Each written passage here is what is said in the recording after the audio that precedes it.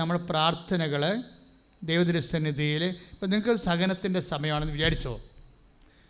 അപ്പോൾ അച്ഛനോട് പറയുമ്പോൾ എന്നോട് നിങ്ങൾ പറഞ്ഞാൽ ഞാൻ ഉടനെ നിങ്ങളോട് പറയത്തില്ല. കാരണം നിങ്ങൾ എന്തുമാത്രം ഞാൻ പറയണത് ഉൾക്കൊള്ളാൻ പറ്റുന്ന മാനസികാവസ്ഥയിലാണെന്ന് അറിയാത്തതുകൊണ്ട് ഞാൻ പലരോടും സൈലൻസ് കീപ്പ് ചെയ്യണത്. ഞാനൊരു ബ്ലെസ് ചെയ്ത് ശക്തിപ്പെടുത്തി വിടും, പക്ഷെ ഒന്നും മിണ്ടത്തില്ല. കാര്യം കാലാന്തരത്തിൽ അവർ തന്നെ കർത്താവ് തന്നെ അവരെ തർജ്ജമ ചെയ്ത് കറക്റ്റ് ചെയ്ത് കൊണ്ടുവരണം.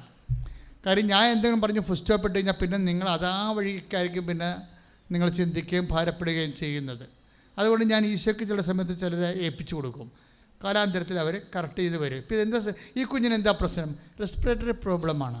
ഇപ്പോൾ ഡോക്ടർ വെൻറ്റിലേറ്ററായി ഇപ്പോൾ കൊച്ചു വെൻറ്റിലേറ്ററായെന്ന് എന്നോട് ഞാൻ അറിഞ്ഞാൽ ഞാൻ എന്തായിരിക്കും എൻ്റെ മനസ്സിൽ വിചാരിക്കാൻ പോണത്? ഭാര്യയ്ക്ക് നിന്നും ഭർത്താവിൽ നിന്നും കർത്താവ്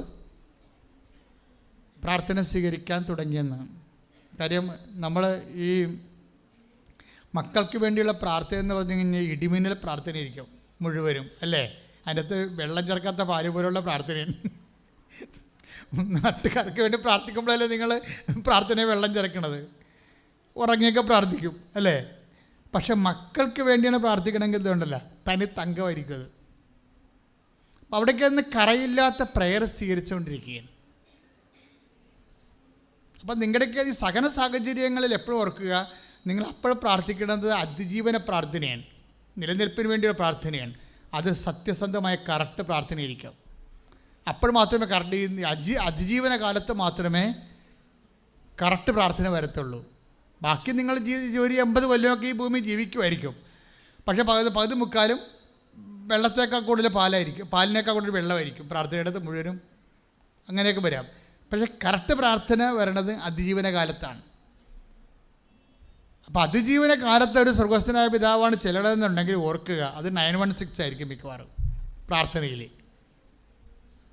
ഇവിടേക്കൊന്ന് പ്രാർത്ഥന സ്വീകരിക്കുകയാണ്, കൊച്ചു ഡെസ്പറേറ്റീവാണ്. അപ്പോൾ ഡോക്ടറിനോട് പറഞ്ഞപ്പോൾ ഡോക്ടർ ഇവരോട് പറയും, പിന്നെ ഈ വെന്റിലേറ്ററിൽ നിന്ന് ഉടനെ ഒന്നും കൊണ്ടുപോകാമെന്ന് വിചാരിക്കരുത് കേട്ടാന്ന് പറയും. ഈ കുഞ്ഞിനെ കൊണ്ടുപോയിട്ട് തള്ളക്ക് പാല് കൊടുക്കാനുള്ള കൊതി കൊണ്ടിരിക്കുകയാണ്. എത്ര 6 കൊല്ലമായിട്ട് കിട്ടിയ കുഞ്ഞാണ്. അങ്ങനെ കൊണ്ടുപോകാനൊന്നും പറ്റത്തില്ല. അതൊക്കെ അവളാണെങ്കിൽ ഒരു ശവം പോലെയായി. അപ്പം ആ മനുഷ്യൻ എന്നിട്ട് ഈ കോവിഡ് കാലത്ത് ഇവിടെ വരും. ഭാര്യയെ ആശുപത്രി കിടത്തിയിട്ട് വണ്ടി ഓടിച്ച് ഇവിടെ വരും. ചേട്ടൻ്റെ മോളുമായിട്ട് ഇവിടെ വരും. ഇവിടെ വന്ന് മാതാവിൻ്റെ മുമ്പിൽ നിൽക്കും. അപ്പോഴന്ന് 9 മണിക്കാണ് തുറക്കണത്. കോവിഡ് കാലമല്ലേ. സ്റ്റാഫ് 9 മണിക്ക് വരുമ്പോൾ സ്റ്റാഫിനെ കയറ്റാൻ വേണ്ടി തുറക്കും. എന്നിട്ട് അപ്പോൾ അതിനെ ക്ലോസ് ചെയ്യും. അപ്പോൾ 9 മണിക്കാണ് തുറക്കണത്. മനുഷ്യൻ വന്നിരിക്കുന്നത് 7 മണിക്കാണ് രാവിലെ. 7 മണി തൊട്ട് 9 മണി വരെ തുറക്കാൻ വേണ്ടി ഇതിൻ്റെ വാതിൽക്ക് നിൽക്കും. അപ്പോൾ ഇയാളുടെ അവസ്ഥ കാണുമ്പോൾ വാച്ച്മാന് തോന്നും. വാച്ച്മാൻ ഇയാളോട് പറയും, ഇവിടെയൊക്കെ അനുവാദം ഇല്ലെങ്കിൽ കുളിക്ക് കൊടുത്തില്ലെങ്കിൽ പുള്ളി പറയും 15 മിനിറ്റ് തരാം. 15 മിനിറ്റ് കയറി മാതാവിനോട് പറഞ്ഞിട്ട് പെട്ടെന്ന് ഇറങ്ങണം. ഒരു 15 മിനിറ്റ് ഒരു ഉടമ്പടി എടുക്കാതെ മാതാവിനെ കാണാൻ വേണ്ടി വന്ന ആൾക്കാരുടെ ചരിത്രം പറയുകയാണ്. ആ 9:09 തുറന്ന് 9:15 വരെ തുറന്നിട്ട് 15 മിനിറ്റിനുള്ളിൽ പുള്ളിക്കാരൻ കയറി അകത്ത് വന്ന്. ഇപ്പോൾ അന്ന് ഈ അകത്താരും കയറത്തില്ലേ.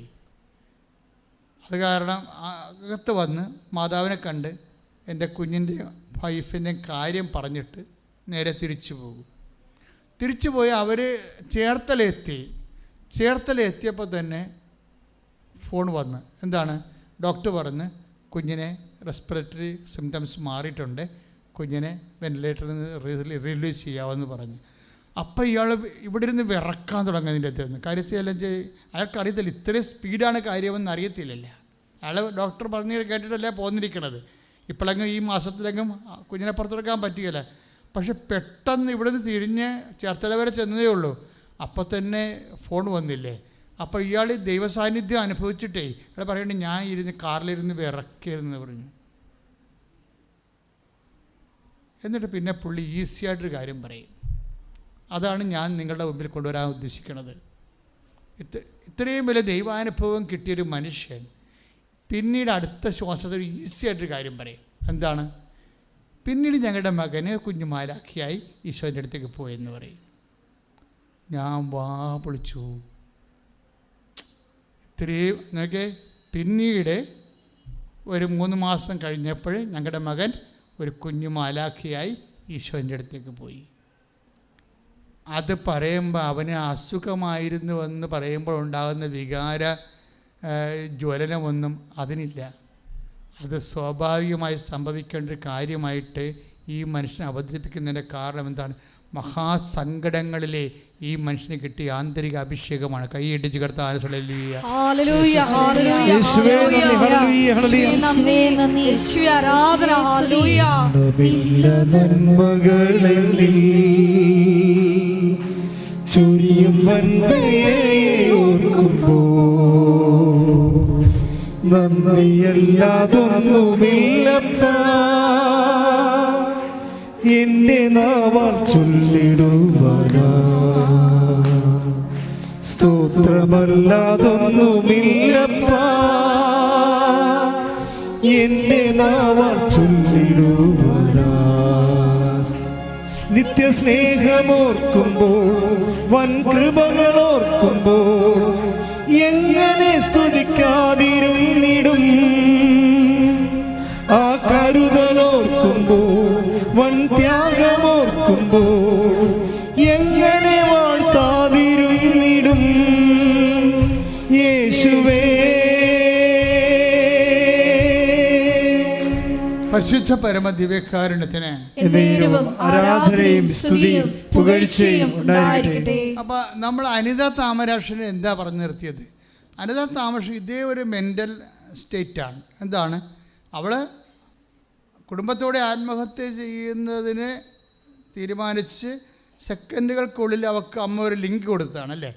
കൃപാസനത്തിൽ വരാൻ വേണ്ടി നമ്മൾ മുങ്ങിച്ചാകാൻ പോകുന്നൊരു കയറിട്ട് കൊടുക്കുകയല്ലേ? അതുപോലെ ആ കയറെ പിടിച്ചാണ് ഇവിടെ എത്തിയിരിക്കുന്നത്. ഉടമ്പടി എടുത്തു കഴിഞ്ഞപ്പോൾ അവളെന്താ പറയണത്? എനിക്ക് വല്ലാത്തൊരു ധൈര്യം തോന്നിയെന്ന്. ആരാണ്? അതാണ് ഈ ഉടമ്പടിയുടെ പ്രത്യേകത എന്ന് വെച്ചാൽ ഇപ്പോൾ അടൂരത്തെ റോയി എന്താ പറയണത്?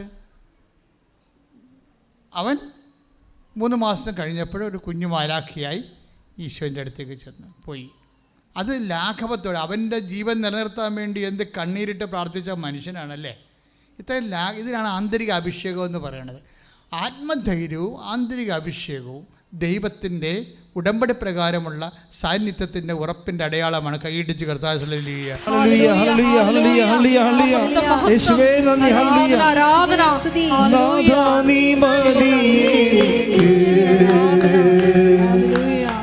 നിൻ കൃപ മതി എനിക്ക്.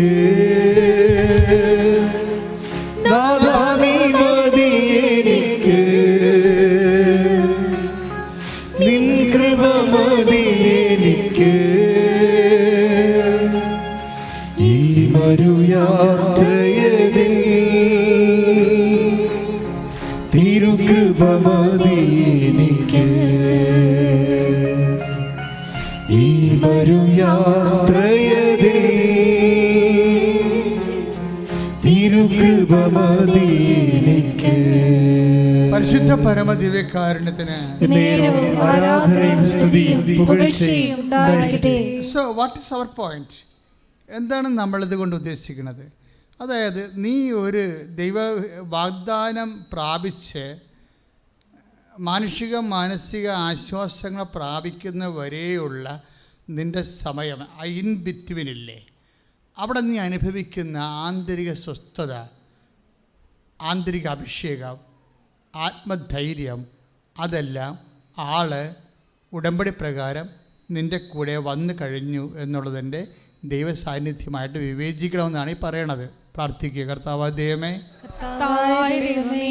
അങ്ങ് ഞങ്ങളെ ഭൗതിക ആശ്വാസത്താൽ അനുഗ്രഹിക്കുന്ന വരെയുള്ള ഞങ്ങളുടെ മാനസിക വ്യാപാരങ്ങളെ അതിലനുഭവിക്കുന്ന അങ്ങയുടെ ആന്തരിക സാന്നിധ്യത്തെ വിവേചിക്കുവാനുള്ള ആന്തരിക നേത്രങ്ങളെ അങ്ങ് പ്രകാശിപ്പിക്കണമേ. ഹല്ലേലൂയ ഹല്ലേലൂയ ഹല്ലേലൂയ ആന്തരിക നേത്രങ്ങളെ പ്രകാശിപ്പിക്കണം. ഹല്ലേലൂയ ഹല്ലേലൂയ ഹല്ലേലൂയ ഹല്ലേലൂയ ഹല്ലേലൂയ ഹല്ലേലൂയ ഹല്ലേലൂയ യേശുവേ നന്ദി ഹല്ലേലൂയ നാഥാ നീ മതി എനിക്ക് നിൻ കൃപ മതി എനിക്ക്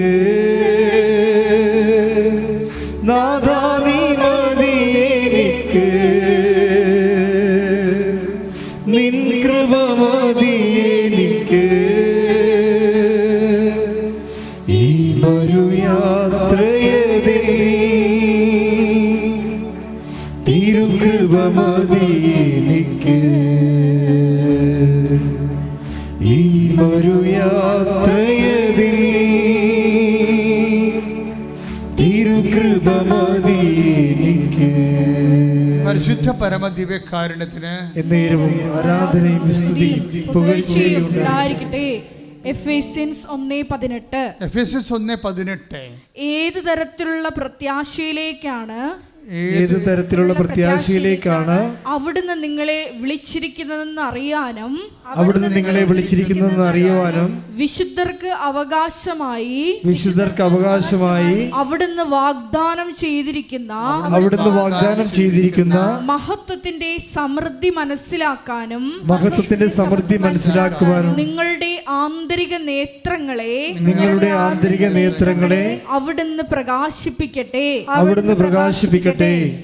അതായത് വിശുദ്ധർക്ക് ആന്തരിക നേത്രങ്ങൾ പ്രകാശിപ്പിക്കേണ്ടത് ഉടമ്പടിയുടെ ഒരു ആത്മീയ അനിവാര്യതയാണ്. ഉടമ്പടി എടുക്കുന്ന ആൾക്കാർ ഈ വാഗ്ദാനം പ്രാപിക്കാൻ, അതായത് നമുക്ക് വേണ്ടി ഒരുക്കിയിരിക്കുന്ന മഹത്വത്തിൻ്റെ വാഗ്ദാനങ്ങളെ പ്രാപിക്കാൻ നമുക്ക് അത് അറിയാനുള്ള വിവേചനം വേണം. അത് ഭയങ്കര ഒരു മസ്റ്റാണ്. ശരിക്കും ഉടമ്പടി പുതുക്കുന്നവർ പ്രത്യേകം ശ്രദ്ധിക്കണം. കാരണം ഉടമ്പടിയുടെ ultimate experience the presence of ഗോഡാണ്, not the effect of the grace. ഗ്രേസിൻ്റെ ഇഫക്ട്സിനേക്കാൾ ഉപരി ബൈ പ്രസൻസ് ആണ്. പക്ഷെ അത് മനസ്സിലാക്കണമെന്നുണ്ടെങ്കിൽ അവിടുന്ന് വാഗ്ദാനം, റീഡ് ഇറ്റ് അഗെയിൻ. ഏത് തരത്തിലുള്ള പ്രത്യാശയിലേക്കാണ് എഫെസ്യസ് 1:18 ഒന്ന് ഏറ്റു പറഞ്ഞ ഏത് തരത്തിലുള്ള പ്രത്യാശയിലേക്കാണ് അവിടുന്ന് നിങ്ങളെ വിളിച്ചിരിക്കുന്നതെന്നറിയാനും വിശുദ്ധർക്ക് അവകാശമായി വിശുദ്ധർക്ക് അവകാശമായി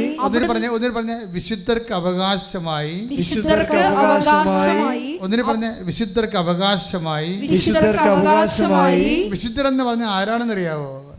ചാവറക്കുരിയാക്കാശനും യുപ്രസ്യാമ്മയും മാത്രമല്ല, വിശ്വാസികളെ മുഴുവനും വിശുദ്ധരെന്നാണ് ബൈബിൾ പറയണത്. വിശുദ്ധർക്ക് അവകാശം എന്ന് പറയുമ്പോൾ വിശ്വാസികൾക്ക് അവകാശം എന്നാണ് പറഞ്ഞേ. വിശ്വാസികൾക്ക് അവകാശമായി അവിടുന്ന് വാഗ്ദാനം ചെയ്തിരിക്കുന്ന മഹത്വത്തിന്റെ സമൃദ്ധി മനസ്സിലാക്കാനും നിങ്ങളുടെ ആന്തരിക നേത്രങ്ങളെ അവിടുന്ന് പ്രകാശിപ്പിക്കട്ടെ.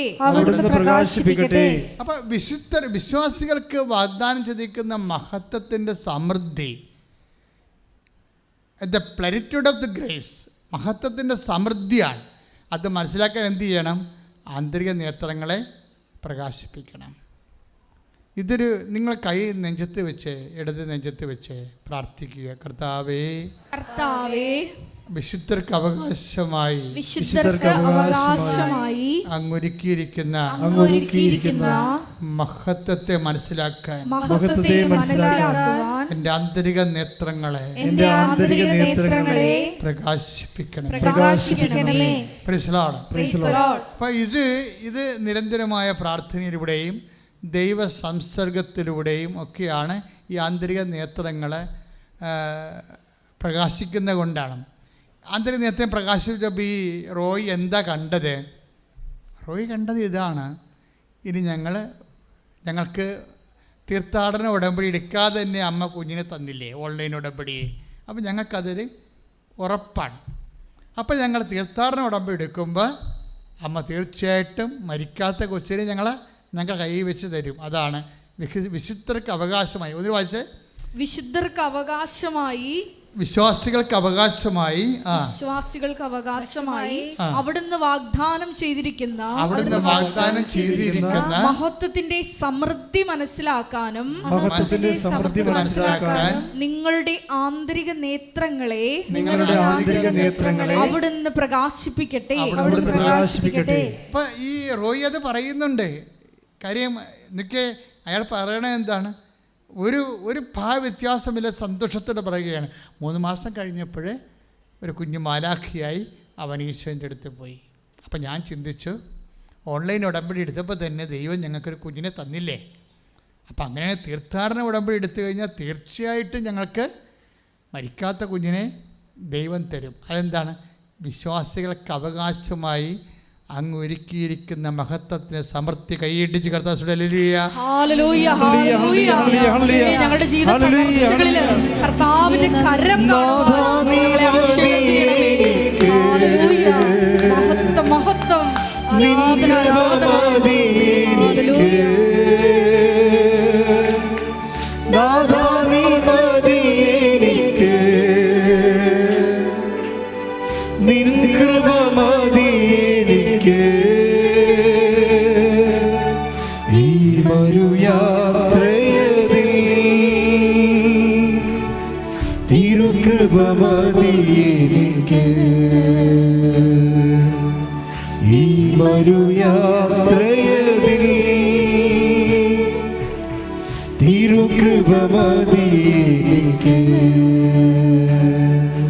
നിങ്ങൾ ഈ പാട്ടിൻ്റെ അർത്ഥം മനസ്സിലാക്കിയെന്ന് പാടിച്ചു നോക്കിയേ, സൂപ്പറായിരിക്കും. അതായത് നാഥ നീ മതി എനിക്ക്, പിന്നെന്താണ്? നിൻ കൃപ. 2 Corinthians 12:9 പറയണത്. Your grace is sufficient for me. അതാണ് ഈ പറയണത്. ഇങ്ങനെയുള്ള സകല കാലഘട്ടങ്ങളിൽ what we need actually the grace of God. അത് ഗ്രേസ് എങ്ങനെ വന്നതാണ്? ഈ ഗ്രേസ് എങ്ങനെ വന്നതാണ്? അവൻ്റെ പീഡാനുഭവത്തിലൂടെ ദൈവത്തിൻ്റെ പ്രസാദമായി ലഭിച്ചതാണ്. ഞാൻ തിരഞ്ഞെടുത്ത എൻ്റെ ദാസൻ, എൻ്റെ ആത്മാവ് പ്രസാദിച്ചതിൻ്റെ പ്രിയപ്പെട്ടവൻ, അവൻ്റെ മേൽ എൻ്റെ ആത്മാവിനെ ഞാൻ അയക്കും. അപ്പോഴെന്താണ് പ്രസാദം? അപ്പൻ്റെ പ്രസാദം എങ്ങനെ വന്നതാണ്? ഈ ദാസൻ മരണത്തോളം തന്നെ താഴ്ത്തിയപ്പോഴുണ്ടായ അപ്പൻ്റെ പ്രസാദമാണ് the power of God, so called grace. കൈയിടിച്ച്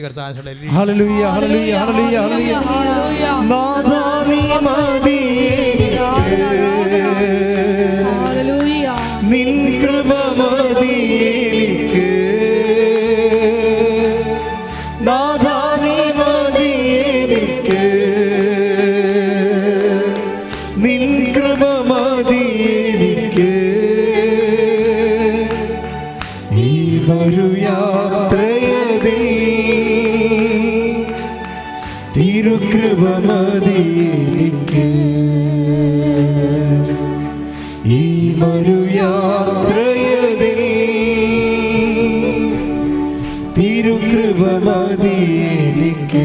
പരിശുദ്ധ പരമദിവ്യകാരുണ്യത്തിന് ആരാധനയും സ്തുതിയും പുകഴ്ചയും ഉണ്ടായിരിക്കട്ടെ. മഹത്വത്തെ റോയ്ക്ക് കാണിച്ചു കൊടുത്തു. മനസ്സിലായില്ലേ? മഹത്വത്തെ കാണിച്ചു കൊടുത്തുകൊണ്ടാണ് അവന് അതിൻ്റെ ആവിയും, കുഞ്ഞു മരിച്ചതിൻ്റെ ആവിയും പൊള്ളലും അനുഭവിക്കാതെ വന്നത്. ഇപ്പം എന്താ പ്രശ്നം വെച്ച് കഴിഞ്ഞാൽ ഉടമ്പടിയിൽ എന്തുമാത്രം വാഗ്ദാനങ്ങളാണല്ലേ. ഇപ്പം റോയി അഗ്നിയിലൂടെ നടക്കുകയാണ് അല്ലേ? എഫേസ് നമ്മുടെ ഐസയ 43:2 നടക്കുകയാണ്. എന്താണ്? നീ അഗ്നിയിലൂടെ നടക്കും. പറഞ്ഞേ, നീ അഗ്നിയിലൂടെ നടക്കും, അഗ്നി നിന്നെ വിഴുങ്ങത്തില്ല. അപ്പോൾ കല്യാണം കഴിച്ച 6 കൊല്ലമായിട്ട് അവസാനം കൊച്ചിനെ കിട്ടുന്ന കൊച്ചു മരിക്കണവരെയും മരിച്ചു കഴിഞ്ഞും ഇവനെന്താ ചെയ്യണത്? അവൻ ഈ തീയിലൂടെ യാത്ര ചെയ്യുകയാണ്. പക്ഷേ ഇപ്പം എന്താ സംഭവിച്ചിരിക്കുന്നത്? അഗ്നി അവനെ വിഴുങ്ങണില്ല. ആ കുഞ്ഞ് മരിച്ചിട്ട് പോലും അതിൻ്റെ ആവിയും പുകയും അവൻ അനുഭവിക്കാത്ത ആന്തരിക അഭിഷേകം കിട്ടിയിരിക്കുകയാണ്. ഇതാണ് ഈ ആന്തരിക അഭിഷേകം എന്ന് പറയുന്നത്.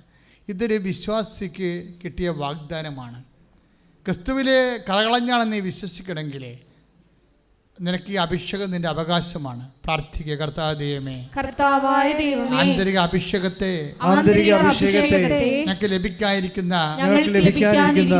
മഹത്വത്തോട് തുലനം ചെയ്യുമ്പോൾ ഇന്നത്തെ കഷ്ടതകള് തുലവും നിസ്സാരമാണെന്ന് വെളിപ്പെടുത്തുന്ന ദൈവിക പദ്ധതിയെ തൊട്ടറിയാൻ കർത്താവേ ഞങ്ങളിലേക്കും ആന്തരിക അഭിഷേകം ചൊരിയണം. ശ്രദ്ധിക്കട്ടെ.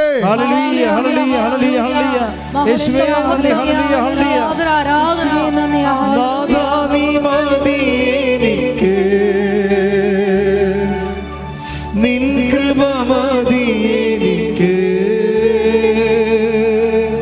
നാഥാ നീ മതി എനിക്ക്,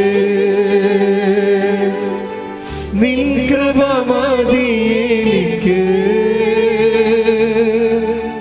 ഈ മരുയാത്രയതിൽ തിരുകൃപ മതി എനിക്ക്. ഈ മരുയാത്രയതിൽ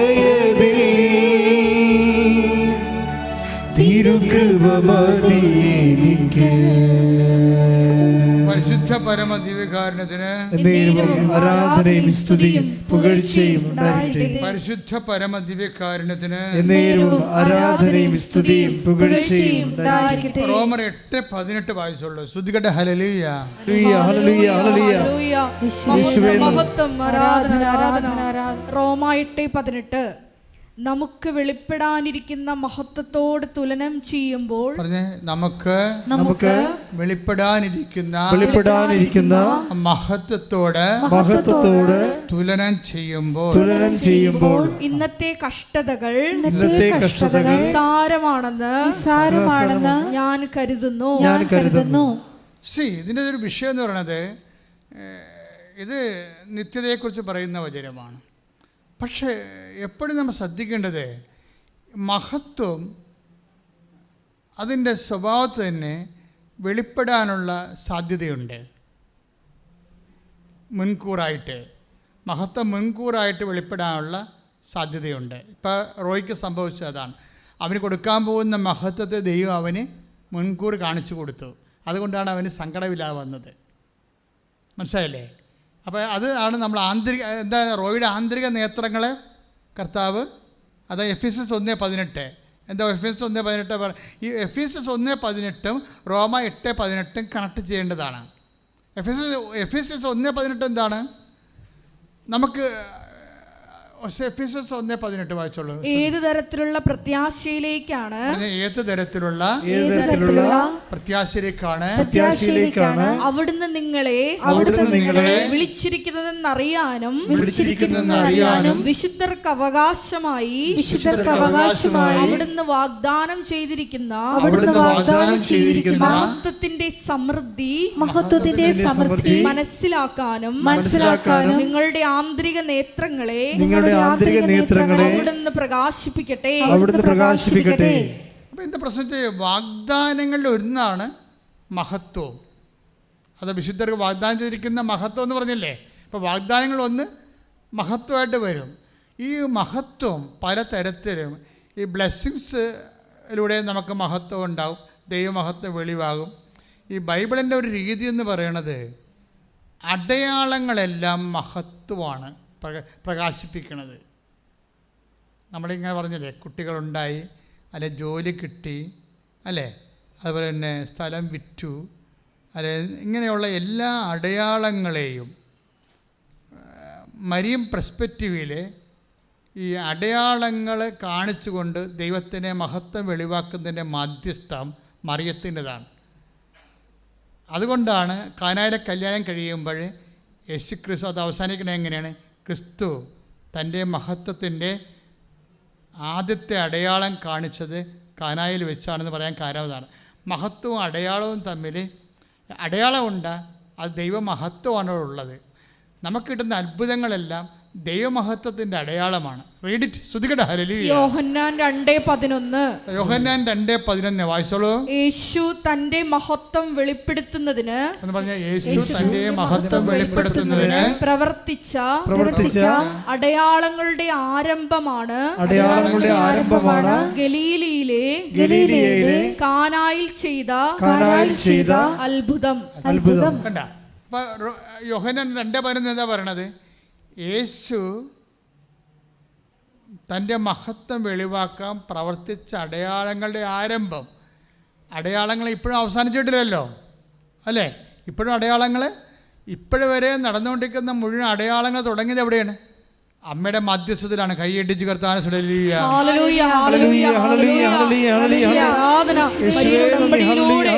വിഷയങ്ങളില് സമയബന്ധിതമായി ഇടപെടുന്ന മാതൃവാത്സല്യത്തിന് ഞങ്ങൾ നന്ദി പറയുന്നു. ഈ അടയാളം, ദൈവം, ഈ മഹത്വം, ഇതിനൊരു പ്രത്യേകത എന്ന് വെച്ച് കഴിഞ്ഞാൽ ഇത് മുൻകൂട്ടി വെളിപ്പെടുത്തുമ്പോഴാണ് ആന്തരിക അഭിഷേകം ഉണ്ടാകണത്. പീഡിയ ഇപ്പോൾ റോയ്ക്ക് സംഭവിച്ചത് എന്താണ്?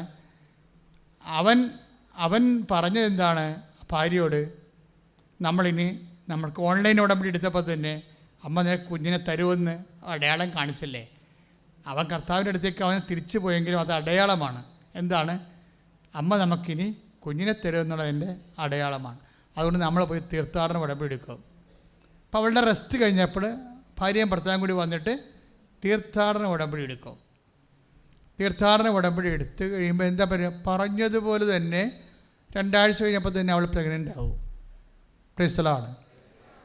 ആ കുഞ്ഞിനൊരു കുഴപ്പവുമില്ലാതെ ആ കുഞ്ഞിനെ പ്രസവിക്കും.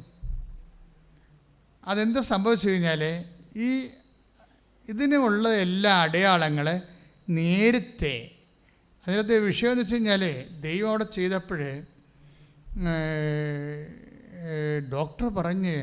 ഡോക്ടറിനോട് ഈ റോയി ദൈവത്തോട് പറഞ്ഞതെന്ന് വെച്ച് കഴിഞ്ഞാൽ ഞങ്ങളുടെയൊക്കെ നിന്ന് തിരിച്ച് വാങ്ങിച്ച കുഞ്ഞില്ലേ, ആ കുഞ്ഞിനെ തന്നെ ഞങ്ങൾക്ക് തിരിച്ചു തരാമെന്ന് പറഞ്ഞ്.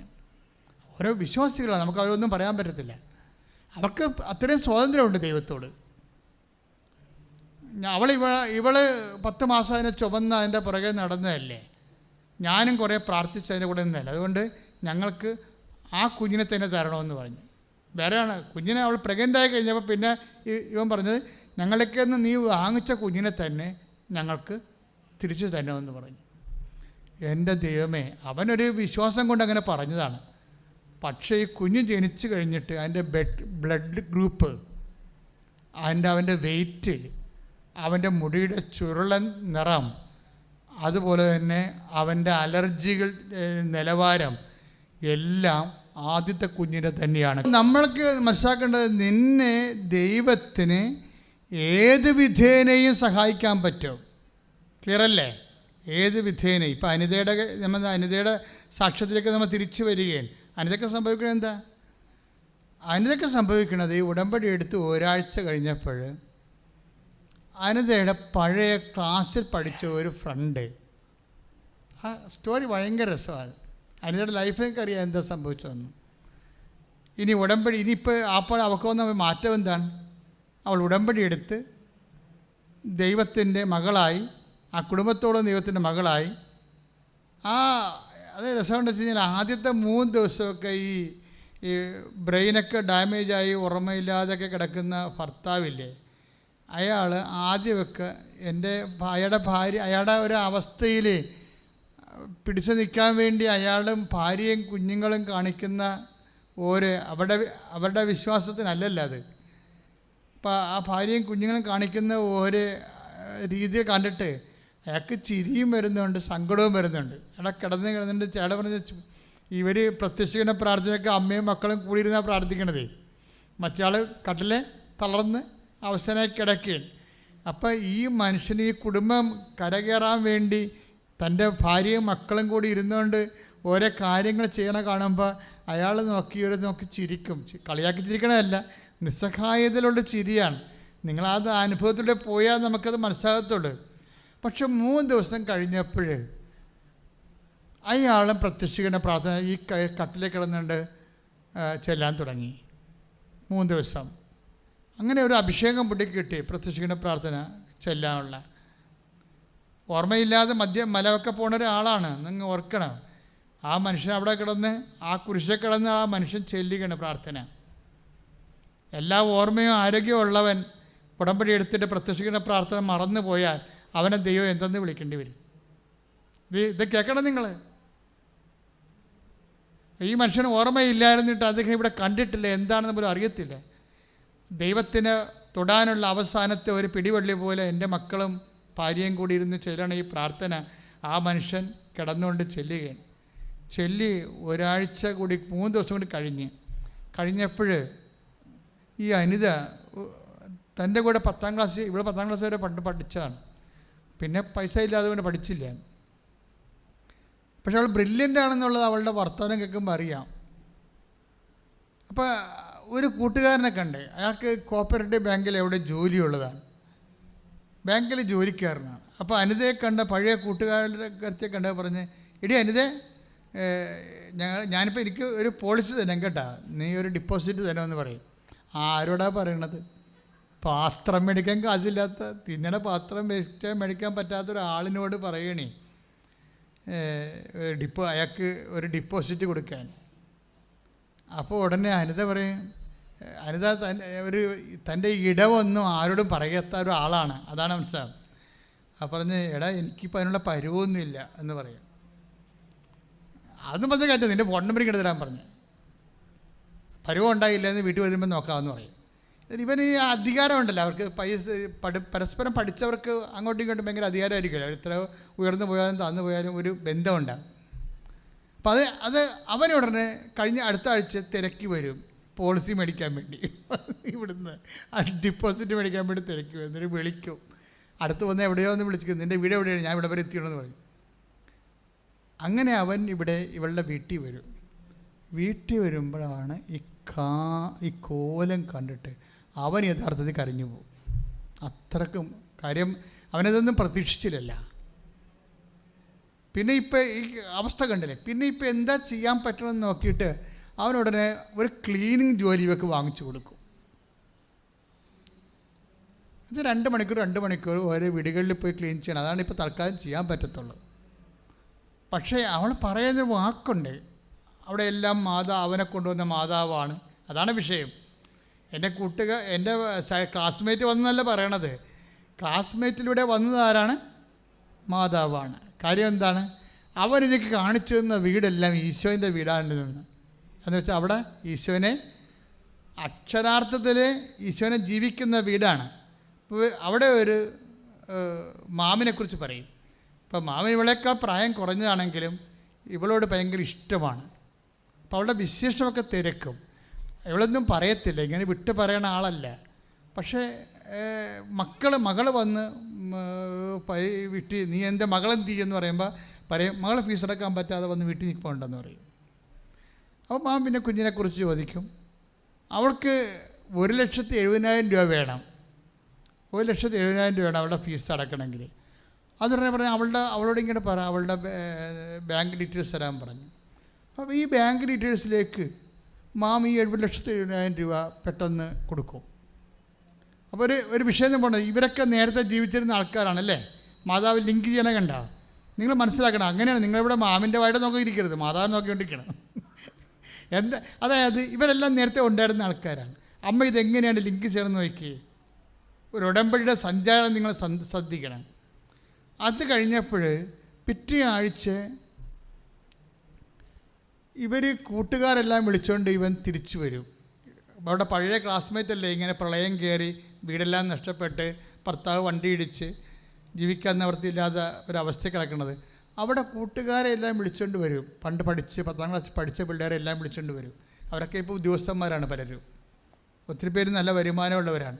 അവരെങ്ങനെ വരുന്നത്?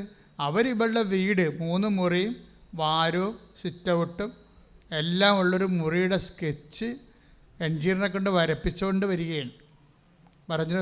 പറഞ്ഞത് ഇതാണ് നിൻ്റെ വീടെന്ന് പറയും. ഒരാഴ്ച കഴിഞ്ഞപ്പോൾ തറക്കല്ലിട്ട് കൊടുത്തിട്ട് വീട് പകുതി മുക്കാലും കഴിഞ്ഞിപ്പോൾ പെട്ടെന്ന്.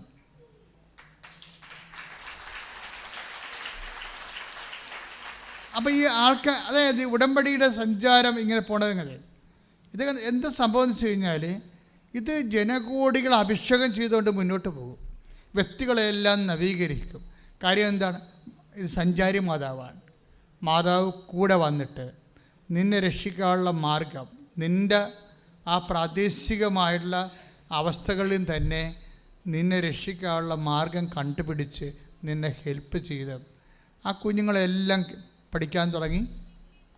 എല്ലാവരെയും ഇതൊക്കെ പെട്ടെന്നാണ് ഇതെല്ലാം സംഭവിക്കുന്നത്. ഞാൻ എന്താ പറഞ്ഞു വരുന്നതെന്ന് ചോദിച്ചു കഴിഞ്ഞാൽ,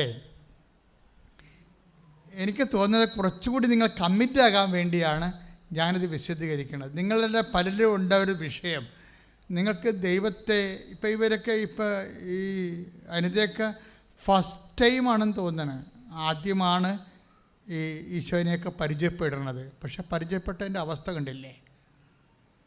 നിങ്ങൾക്ക് പലർക്കും ഉള്ളൊരു വിഷയം പണ്ടേ പരിചയപ്പെട്ടതാണ് നിങ്ങളുടെ ദുരന്തം. നിങ്ങൾക്കെല്ലാം ഉള്ളൊരു കുഴപ്പം പണ്ടേ പരിചയപ്പെട്ടതാണ്. അന്ന് തന്നെ ഈ നാട്ടുകാർ പറഞ്ഞപ്പോൾ മണവാഞ്ചമ്പലത്തിൽ ഓരോ കാര്യം കൈകാര്യം ചെയ്ത് കുളമായി. ഇന്ന് സത്യസന്ധമായ കാര്യങ്ങൾ കേട്ടാലും അത് പഴയതുപോലെ കണ്ടിട്ട് ഒരു ചിലപ്പോൾ 5 മണിക്ക് എഴുന്നേക്കും, ചിലപ്പോൾ 8 മണിക്ക് എഴുന്നേക്കും, ചിലപ്പോൾ പ്രത്യക്ഷ പ്രാർത്ഥന ചെല്ലത്തില്ല. അങ്ങനെയൊക്കെ തിരിച്ച് ഇരന്ന് പണി മേടിച്ചിട്ടാണ് ഈ പ്രശ്നം വന്നിരിക്കുന്നത്. അതുകൊണ്ട് ആദ്യമായിട്ട് യേശുവിനെ പരിചയപ്പെട്ട ആൾക്കാർ കാണിക്കുന്ന ഒരു ആക്രാന്തങ്ങളില്ലേ, ആധ്യാത്മിക ആക്രാന്തം, ദൈവത്തോടുള്ള അടുപ്പവും സ്നേഹവും, അതുപോലെ നിങ്ങൾ റീസെറ്റ് ചെയ്യണം. എന്നിട്ട് ആയിരങ്ങളെ ഇതിനകം രക്ഷപ്പെടുത്തി ആത്മഹത്യ എന്നപോലെ വീണ്ടെടുത്ത ആ ഉടമ്പടിയിൽ സഞ്ചരിക്കുന്ന മാതാവും, അത് ഓരോരുത്തർ അനിത എന്താ പറയണത് എനിക്കെങ്ങനെ മനസ്സിലായത് വെച്ചാൽ, ഞാൻ ഇവനെ കാണുന്നതിന് മുമ്പ്, എൻ്റെ കൂട്ടുകാരനെ കാണുന്നതിന് മുമ്പ് മാതാവിനെ കണ്ടു എന്നാണ് പറയണത്. അത് ഇവർ രണ്ടും പറയുന്നുണ്ട്. റോയിയുടെ വൈഫും പറയുന്നുണ്ട്, അനിതയും പറയുന്നുണ്ട്, മാതാവിനെ കണ്ടു. അതാണ് നമ്മൾ സഞ്ചാരി മാതാവെന്ന് പറയണത്. ഒരു നിമിഷം അമ്മയുടെ സാന്നിധ്യം നമുക്ക് അനുഭവപ്പെടും. ഒരുത്തർ തിരി തെളിക്കുമ്പോഴാണ് അമ്മയുടെ സാന്നിധ്യം വന്ന് പോയത്. അപ്പോഴേ ഈ സാന്നിധ്യമാണ് ഇതിൻ്റെ ഒരു അടിസ്ഥാനമായിട്ടുള്ളൊരു വിഷയം. അത് അച്ഛൻ സാന്നിധ്യത്തെക്കുറിച്ച് നേരത്തെ ഒത്തിരി പറഞ്ഞിട്ടുണ്ട്. അത് നിങ്ങൾ നോക്കിയെടുത്തിട്ട് നിങ്ങളുടെ ഇപ്പോഴത്തുള്ള ആവശ്യം പോലെ തന്നെ നിങ്ങൾ ദൈവത്തിരുസന്നിധി സമർപ്പിക്കേണ്ട വിഷയമാണ്. അമ്മേ, എനിക്ക് അമ്മയെ തൊടണം, അമ്മയെ എനിക്ക് കാണണം എന്ന് പറഞ്ഞ് പ്രാർത്ഥിച്ച് സുവിശേഷ വിഹിതമായ ജീവിത വിശുദ്ധിയിലൂടെ ഉടമ്പടി ഇഹത്തിലും പരത്തിലും മഹത്വം പ്രാപിക്കാൻ ദൈവത്തിൻ്റെ സംവിധാനമാണെന്നുള്ള ആ ഒരു ബോധത്തിൽ അതിലേക്ക് ദൈവമാണ് നിങ്ങളെ കൊണ്ടുവന്നിരിക്കണം എന്നുള്ള വളരെ വലിയ ഒരു അറിവിൽ നിങ്ങൾ വിജയിച്ച് അതിൽ ഉടമ്പടിയുടെ എല്ലാ കാര്യങ്ങളും സത്യസന്ധമായി നിറവേറ്റി നിങ്ങൾ ദൈവത്തെ പ്രാപിക്കാൻ പരിശുദ്ധ അമ്മയിലൂടെ സഹായിക്കട്ടെ എന്ന് പ്രാർത്ഥിച്ചുകൊണ്ട് സ്തുതിക്കട്ടെ. ഹല്ലേലൂയ, ഹല്ലേലൂയ, ഹല്ലേലൂയ, ഹല്ലേലൂയ, ഹല്ലേലൂയ, ഹല്ലേലൂയ. യേശുവേ നന്ദി, ഹല്ലേലൂയ, ഹല്ലേലൂയ, ഹല്ലേലൂയ, ഹല്ലേലൂയ. യേശുവേ നന്ദി, യേശുവേ ആരാധന.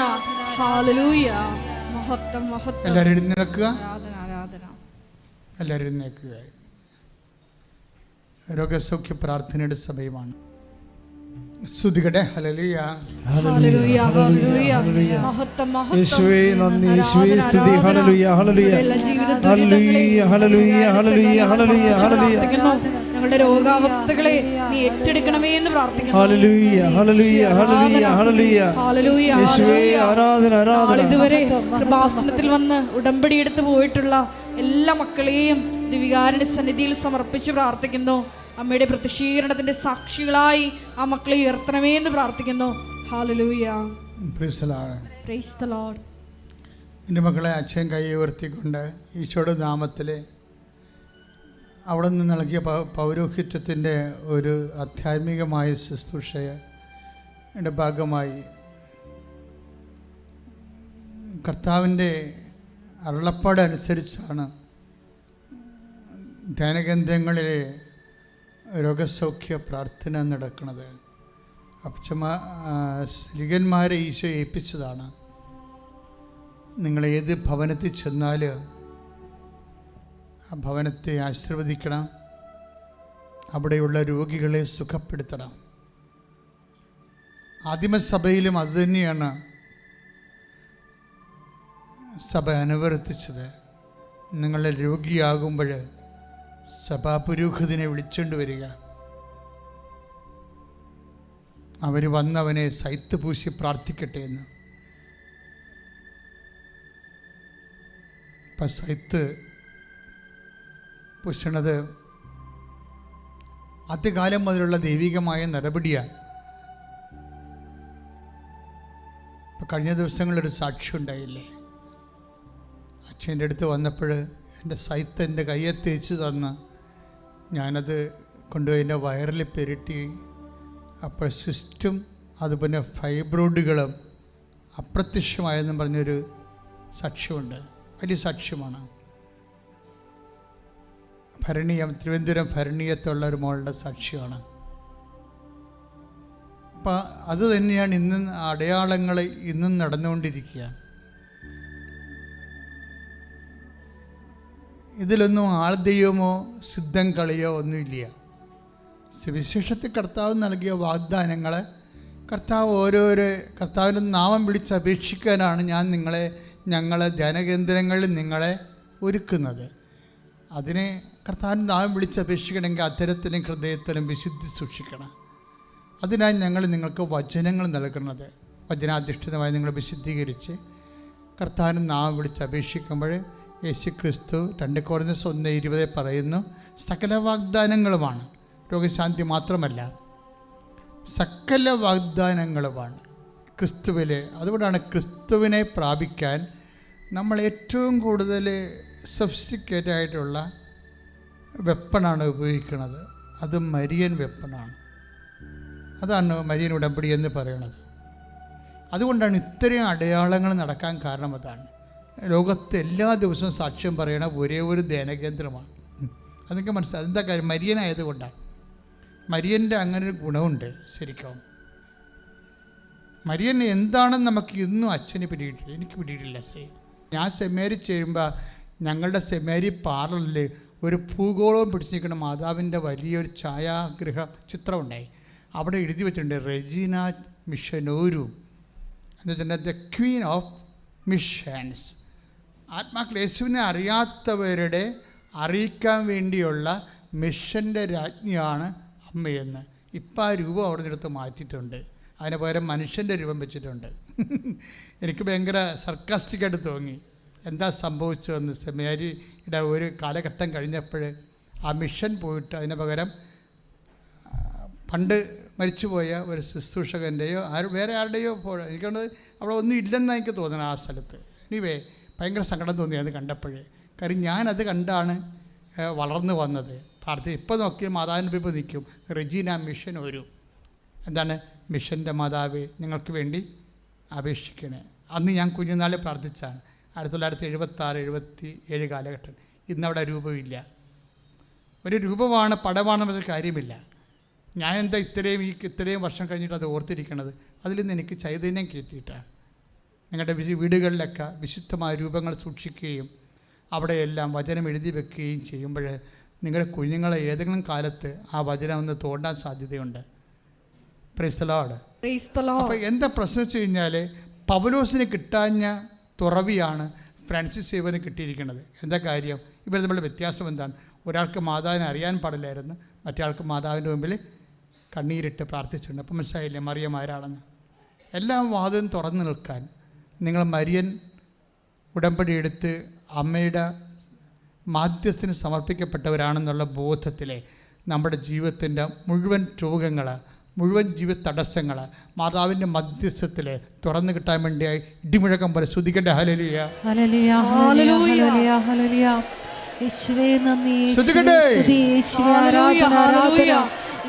കർത്താവേ ഞങ്ങൾ പ്രാർത്ഥിക്കുന്നു. യേശുവേ നന്ദി. അമ്മ മാതാവിൻ്റെ മധ്യസ്ഥത്തിൽ പ്രാർത്ഥിക്കുന്നു. കർത്താവേ ഞങ്ങൾ പ്രാർത്ഥിക്കുന്നു. എല്ലാവരും പ്രാർത്ഥിക്കട്ടെ. കർത്താവേ മാരക രോഗങ്ങൾ വിട്ടുമാറാൻ വേണ്ടി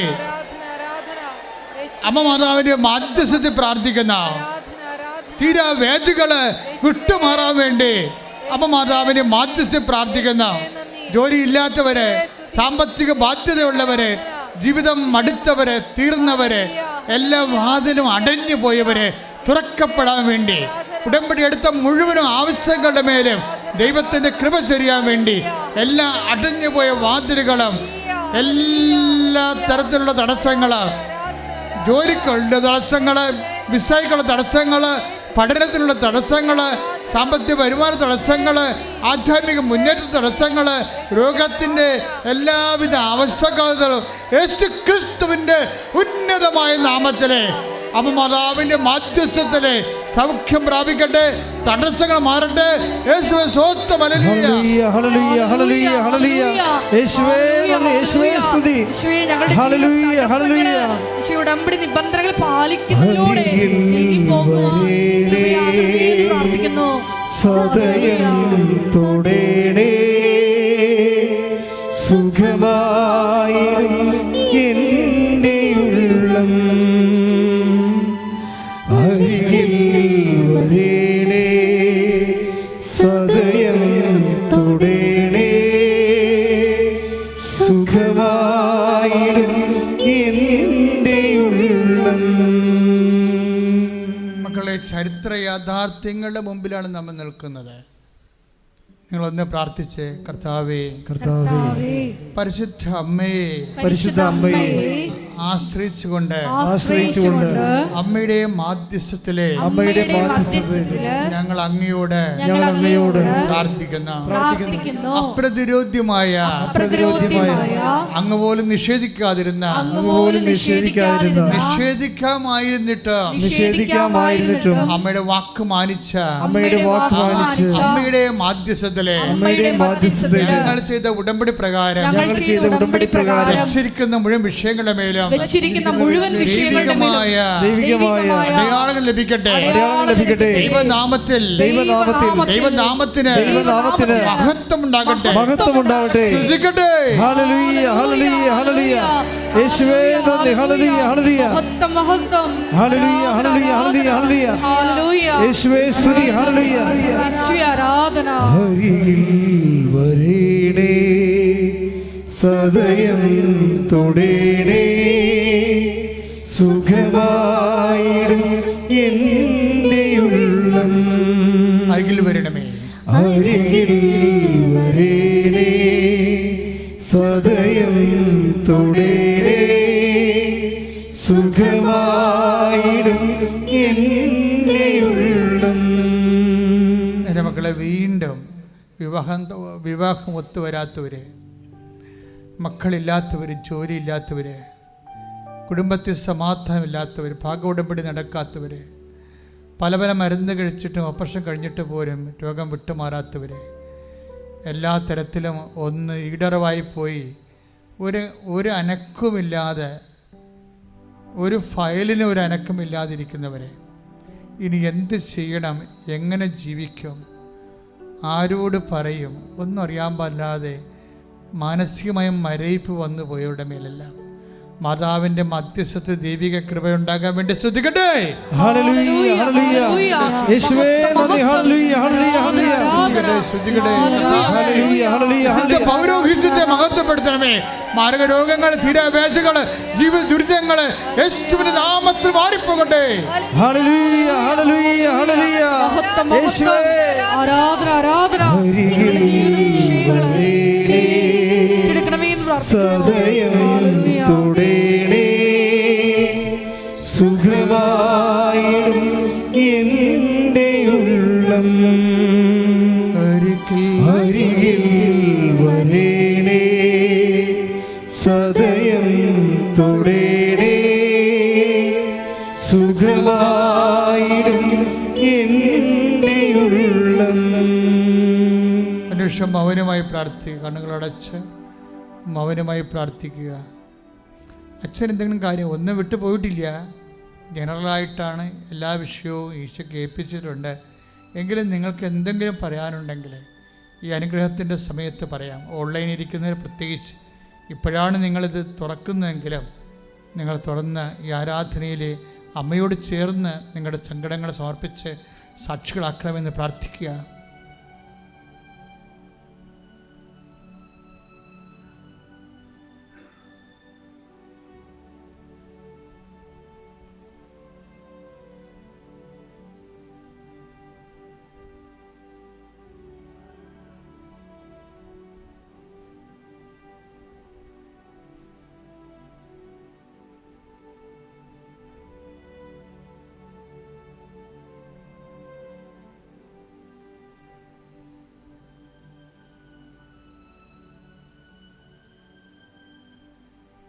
ആശീർവാദത്തിൻ്റെ സമയമായി.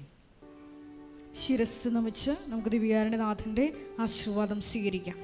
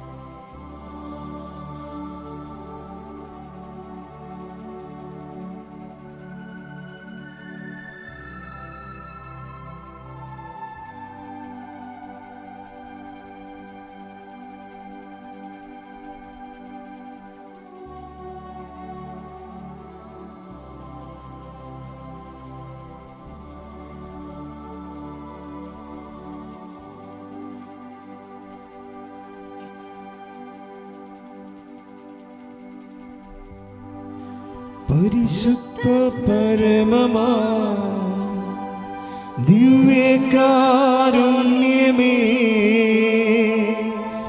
എന്നുമെന്നും അങ്ങേയ്ക്കാരാധന. പരിശുദ്ധ പരമമാ ദിവ്യകാരുണ്യമേ, എന്നുമെന്നും അങ്ങേയ്ക്കാരാധന.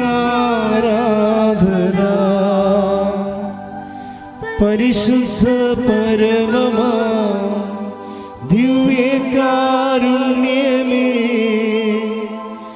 എന്നുമെന്നും അങ്ങേയ്ക്കാരാധന.